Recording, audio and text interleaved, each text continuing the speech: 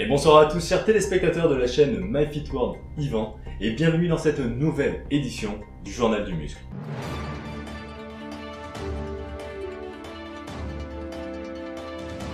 Et aujourd'hui, toute la rédaction du Journal du Muscle vous a gâté, que ce soit au niveau divertissement qu'au niveau information. Alors je vous en prie, attachez vos ceintures et c'est parti tout de suite pour le Journal du Muscle numéro 4. Et une fois n'est pas coutume, nous commencerons ce programme par notre rubrique cinéma. Et oui, nous avons appris il y a peu que la célèbre firme Amazon, s'étant lancée il y a peu dans les programmes VOD et dans les séries télévisées, a lancé la production d'une série qui devrait vous rappeler certaines choses. En effet, cette série va se baser sur un monde qui a été maintes fois repris au cinéma, et notamment avec le premier film d'Arnold Schwarzenegger, je veux bien sûr parler de Conan. À l'heure actuelle, nous ne savons pas encore quel acteur jouera le rôle de Conan. En revanche, nous avons appris que le réalisateur sera le même que pour la série Game of Thrones. Donc je vous conseille de bien suivre le sujet. De toute façon, si de nouvelles infos arrivent, nous nous ferons un plaisir de vous les relayer dans le prochain Journal du Muscle. Pour la deuxième actualité, nous allons parler événement, avec un événement qui s'est déroulé le 16, 17 et 18 mars à Paris. Un rendez-vous combien important pour le monde du fitness et qui vous a été relayé maintes et maintes fois sur YouTube. Je veux bien sûr parler du salon du fitness à Paris.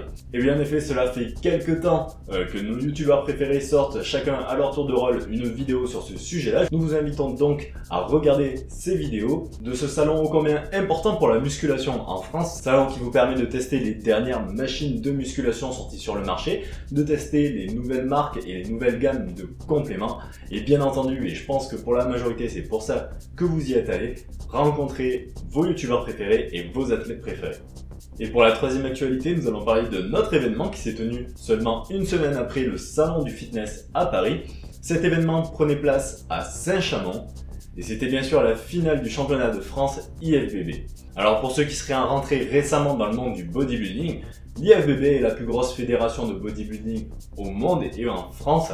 Une fédération où on va retrouver un certain nombre de compétitions regroupant les meilleurs athlètes. Ce sont aussi ces compétitions-là qui vont pouvoir un jour mener, grâce à de multiples sélections plutôt compliquées, les athlètes les plus doués jusqu'à l'Olympia, la plus grande compétition et la plus importante compétition au monde sélectionnant les meilleurs bodybuilders de la planète. Et durant cet événement, de nombreuses catégories ont pu passer sur scène. Bien sûr, nous, la rédaction, nous excusons de ne pas pouvoir parler de tout le monde dans cette vidéo-là. En attendant, ce que nous vous proposons, c'est de vous montrer quelques photos de cet événement, ainsi que de vous donner les résultats de cette compétition.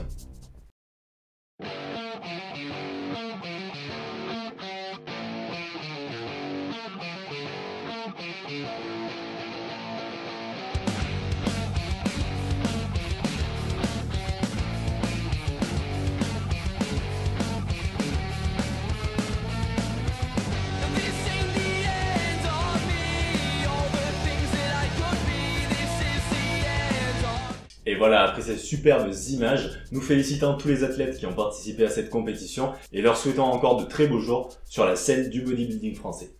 Et c'est maintenant le moment de cette nouvelle rubrique qui va intégrer à partir de maintenant tous les journaux du muscle qui vont suivre, une rubrique liant santé et musculation et qui va vous être présentée par mon frère jumeau.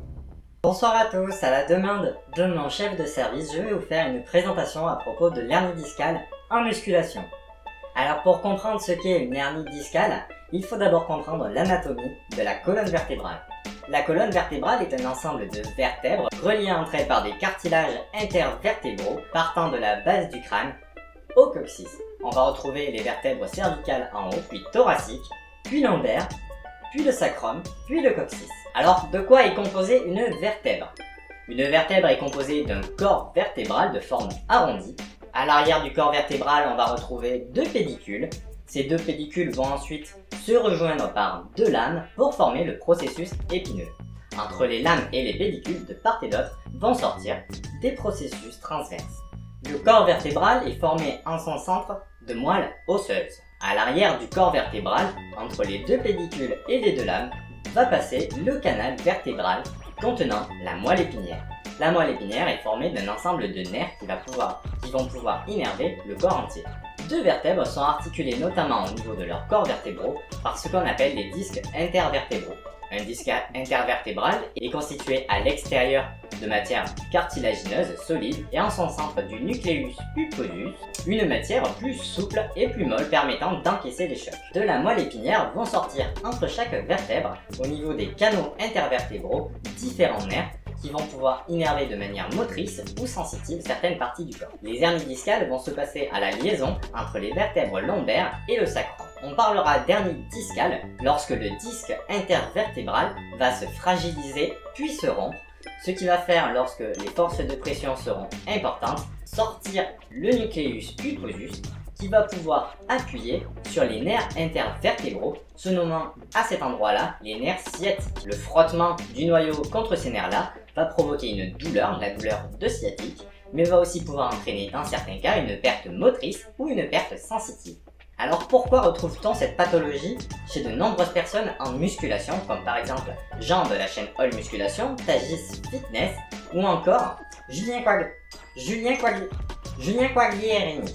Eh bien tout simplement parce que les forces de pression exercées sur la colonne en musculation sont tellement importantes avec des charges importantes comme notamment lors du squat et de manière suffisamment répétée pour pouvoir abîmer le disque intervertébral. En plus de ça, si l'exercice est mal réalisé, les forces qui vont se passer à cet endroit-là ne vont pas être des forces de compression, mais des forces de cisaillement qui vont pouvoir encore plus abîmer les disques. C'est pour ça que dans la musculation, on retrouve beaucoup cette pathologie, car les disques ont plus de chances de se rompre. Alors pour éviter cette pathologie-là, il est conseillé de limiter les exercices en pression sur la colonne et de bien les doser dans son entraînement et notamment sur le long terme. Autre chose, il est bien sûr extrêmement important de bien réaliser ces exercices pour que la pression ne soit pas en cisaillement, c'est-à-dire lors des cas où on va avoir une hyperlordose lombaire, c'est-à-dire lorsqu'on va trop cambrer le dos, ou alors une hypersyphose lombaire quand on va cambrer le dos mais dans l'autre sens. Dans ces deux cas-là, les forces vont être des forces de cisaillement, ce qui va pouvoir abîmer encore plus le disque intervertébral. Voilà pour cette petite présentation sur l'hernie discale et j'espère qu'elle vous a plu et on se retrouve très bientôt pour un nouveau sujet liant musculation et médecine. Et voilà pour ce super focus sur l'hernie discale, j'espère que ce sujet vous aura plu. C'est maintenant la fin de notre édition. Je vous souhaite à tous une très bonne soirée. Pensez à liker la vidéo et à nous donner votre avis sur ce programme. Je vous retrouve très bientôt pour de nouvelles vidéos sur la chaîne MyFitForm Yvan.